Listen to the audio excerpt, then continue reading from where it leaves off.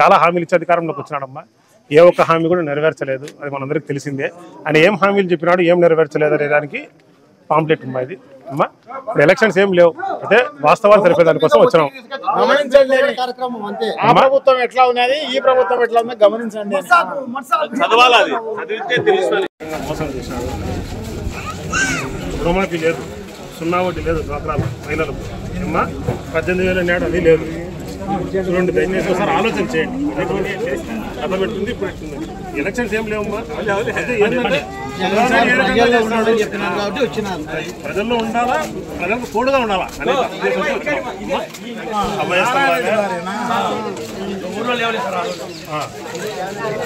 చంద్రబాబు నాయుడు వస్తే అంతే చెప్తాడో అది చేయడు కాబట్టి ఇంకా దాని పర్యవసనాలు.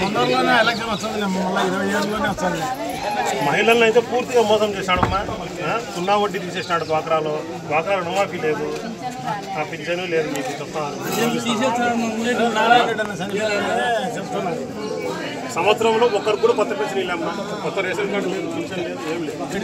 బాబు షూరిటీ మోసం గ్యారెంటీ అని చెప్పి, ఎందుకంటే ఆయన ఎలక్షన్స్లో మేనిఫెస్టోలో బాబు షూరిటీ భవిష్యత్తు గ్యారెంటీ అని చెప్పేసి 6-7 సూపర్ 6 పథకాలు పెట్టి, అదే కాకుండా 143 హామీలు ఇచ్చి ఏది ఇంతవరకు దాదాపు 14 నెలలు అయిపోయింది.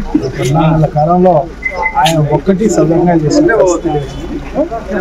దానికి సంబంధించి పెన్షన్ పెన్షన్ కానీ అది కూడా దాదాపు 5 లక్షల పెన్షన్లు ఇప్పటికీ తగ్గిపోయాయి. సో ఇంకా రాబోయే కాలంలో 5-6 లక్షలు తగ్గిపోయే కార్యక్రమం కూడా జరుగుతుంది. అంటే ఏదో ఒక షరతులతోటి ఈ సంక్షేమ కార్యక్రమాలు కట్ చేసే కార్యక్రమం, బ్యాలెన్స్ చేసే కార్యక్రమం చేస్తాం. అంతకుముందు పెన్షన్లకు అయ్యే ఖర్చు, ఇప్పుడున్న ఖర్చుకు బ్యాలెన్స్ అయిపోయే కార్యక్రమం తప్ప వేరే ఏం లేదన్నమాట. ఎగరగొట్టిన కార్యక్రమం. అదే కాకుండా వైఎస్ఆర్ కాంగ్రెస్ పార్టీ ఈ 14 నెలల కాలంలో పెద్ద ఎత్తున యువతకు అని చెప్పేసి రాష్ట్ర వ్యాప్తంగా జరిగిన ఉద్యమంలో ఆయన ఇన్నోవేటివ్గా తల్లికి వందనం అనేది కూడా ఇవ్వడం జరిగింది. అది కూడా ఆరాకొరగా ఇచ్చిన. సో దాంట్లో కూడా ఎంతమందికి ఇచ్చినారో కూడా తెలియదు. దాన్ని ఖచ్చితంగా చేయాల్సిన అవసరం తప్పకుండా ఉంది. ఇది కూడా కొంతమంది 2,000 వచ్చింది, కొంతమంది 3,000 వచ్చింది, కొంతమంది 6,000 వచ్చింది, కొంతమంది 9,000 వచ్చింది. ఇంతకు తప్పనిచ్చి చంద్రబాబు నాయుడు గారు ఈ రాష్ట్రానికి కానీ ఈ రాష్ట్ర ప్రజలకు కానీ చేసిన మేలు చేసే పరిస్థితే లేదన్నమాట. మన పైన మా ఒక్కొక్క తలకాయ పైన అప్పు చేసే కార్యక్రమం చేయడం జరిగింది. 1,86,000 కోట్ల రూపాయలు అప్పులు చేసేసి ఈ రాష్ట్రాన్ని అప్పుల పాలు చేసే పరిస్థితి చేసినారు తప్ప ఈ 1,86,000 కోట్ల అప్పులో 84,000 కోట్లు ఈ మొదటి సంవత్సరం అందరికీ ఈ రాష్ట్రంలో ఆయన చెప్పిన పథకాలకు అన్ని దానికి ఇవ్వడానికి అంత ఖర్చు అవుతుంది. సో అది ఇచ్చింటే పోయిండు, అది కూడా ఇవ్వలేదన్నమాట. ఎందుకంటే ఆయన లంచాలకు కమిషన్లకు మాత్రమే ఆ డబ్బులు ఉపయోగించారు.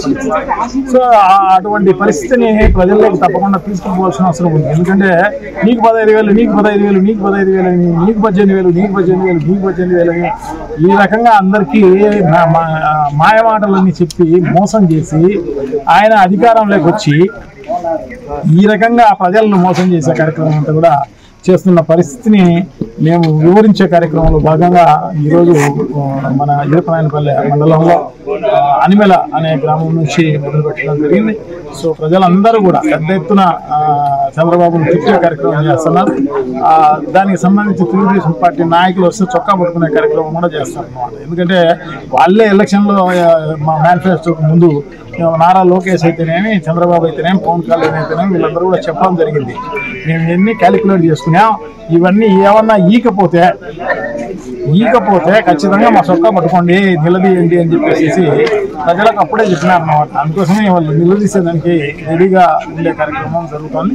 సో దానికి సంబంధించి ఈరోజు మంగళాపురం జిల్లా ఇన్ఛార్జ్ చేసి రామన్ రెడ్డి గారు అయితేనేమి, సో మిగతా మా మండల కన్వీనర్ శ్రీ రఘునాథ్ రెడ్డి గారు అయితేనేమి, మిగతా స్థానిక నాయకులు, స్థానిక సర్పంచ్ శ్రీ నరేష్ రెడ్డి గారు, తర్వాత శ్రీనివాస్ రెడ్డి గారు, మన దేవస్థానం చైర్మన్ శ్రీ శివాన్యాయ్ గారు, శంభుడు గారు, సో వీళ్ళందరి ఆధ్వర్యంలో ఈరోజు పెద్ద ఎత్తున ఈ కార్యక్రమాన్ని అనే గ్రామంలో డోర్ టు డోర్ చేసే కార్యక్రమం చేయడం జరిగింది. ప్రజలందరికీ మేము వివరిస్తూ ఉంటే ప్రజలే చెప్తున్నారన్నమాట. మాకు తెలుసులే సార్, చంద్రబాబు నాయుడు గారు ఎలా మోసం చేసినారు అనేది మాకందరికీ కూడా బాగా తెలుసు. తప్పకుండా బుద్ధి చెప్పే కార్యక్రమం చేస్తాము అని చెప్పేసి మాకంటే ముందు చెప్పే కార్యక్రమం జరుగుతుంది అన్నమాట.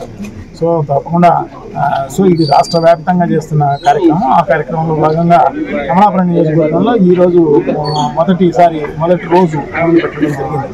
సో మిగతా అంతా కూడా రాష్ట్ర వ్యాప్తంగా ఈ కార్యక్రమం జరిగే కార్యక్రమం. మోసం గ్యారంటీ 4వ దశ ఈరోజు చేరుకోవడం జరుగుతుంది. మొదటి దశలో జిల్లా స్థాయి, 2వ దశలో నియోజకవర్గ స్థాయి, 3వ దశలో మండల స్థాయిలు అయిపోయి ఇప్పుడు 4వ దశలో మనము గ్రామ సభలు నిర్వహించుకోవాల్సి ఉంది. అయితే జిల్లా అధ్యక్షుల గారి సూచన మేరకు, తర్వాత మా కమలాపురం నియోజకవర్గంలో ఉన్న నాయకుల సూచనల మేరకు ఊరి సమస్యలు తెలుసుకోవాలన్నా, ప్రజలతో మమేకమయ్యేదానికి గడప గడప చేస్తే బాగుంటుంది గ్రామ సభలకు చెప్పడం కిమ్మట.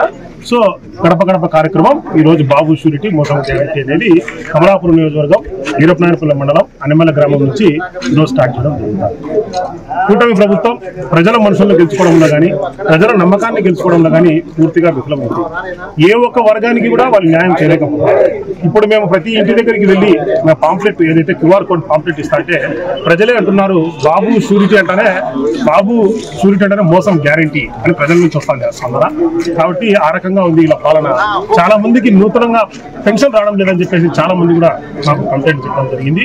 అదే కాకపోకుండా మన పిల్లవాళ్లకు ఇచ్చినటువంటి తల్లికి వందనం కూడా చాలా మందికి అరకొర పడుతుంది, కొందరికైతే పూర్తిగా పడలేదు అని చెప్పేసి కూడా కంప్లైంట్స్ కూడా ఉండడం. అట్లా ఈ కూటమి ప్రభుత్వం పూర్తిగా విఫలమైపోయింది. ఏ ఒక్క వర్గానికి కూడా న్యాయం చేయలేకపోయింది. పూర్తిగా అప్పులు తీసుకొని ఆంధ్ర రాష్ట్రంలో శ్రీలంక అయిపోతుంది అన్నారు గతంలో. ఇప్పుడు కనీవిని ఎరగని రీతిలో దాదాపు జగన్మోహన్ రెడ్డి గారు 5 సంవత్సరాలలో చేసినటువంటి అప్పు చంద్రబాబు నాయుడు గారు ఫస్ట్ 14 months లోనే సగం అప్పు చేసేసాడు. మరి ఏ రకంగా ఈ రాష్ట్రాన్ని నెట్టుకొని రావాలనుకుంటున్నాడో అర్థం కావడం. ప్రజలందరూ కూడా దయచేసి గమనించాలని కోరుతున్నాం. ఖచ్చితంగా ఈ ఊర్లో నుంచి మంచి స్పందన లభించింది.